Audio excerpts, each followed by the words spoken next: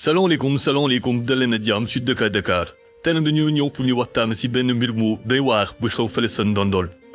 nag moo ngi nekk fële sa Diourbel ay samba booy ñoo dugg ci marché bi daal di dajji benn boutique anam bi ñu ko dajjee nag tooy na waar comme ni ñu gisee animal sengay lañ dajji daal di dugg ndànk jël lépp lu nekk ci biir nañu dem seetaani vidéo yi pour analyser image yi yu xool yan solution la ñu mën a mettre en place pour que lu mel nii bañ a amaat ñoo leen ñaan nag ngeen abonné wu ngeen like vidéo bi te it ngeen partagé ko sur ce mën leen dem. ñu dajji seng bi nii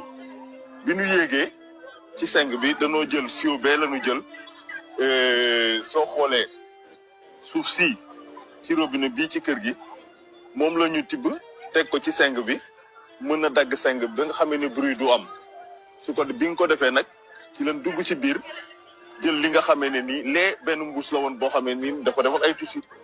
voilà ñu moom la ñuy dund jamono jiin toll nii samedi 29 mars 2025 fii ci commune bu Ndondol marché central samba boy yi jaar fi defaat seen mënin daaj yéeg ci seng bi ci cantine bi dajji seng bi def fi suuf dagg ko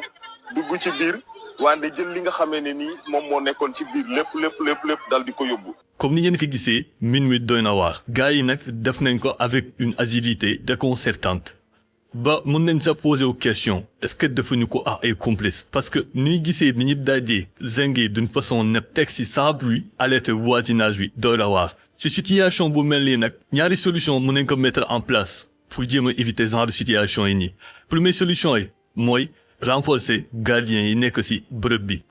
te it def si ay caméra de surveillance pour identifier bépp personne buy dugg ak buy génne ci biir marché bi beneen solution bu ñu mën a mettre en place moo di installer ay grille ci toit bi grille yi nag dafay tax képp koo xamante ne dafay bëgg dugg ci biir magasin bi à travers ak ardoise yi du ko mën a dugg parce que grille yi da koy paare solution yi nag mën nañ ko mettre en place mais gën a renforcer vigilance bi ak ronde moo mën a tere mbir yu mel nii sama woyi def ni nag jamono ji ñoo ngi leen di wax ñu leen ñaan ngeen partager vidéo bi pour que le maximum de personnes mën see jot ñëpp mën see jàng sur ce ñuy wante ba beneen sur DK Dakar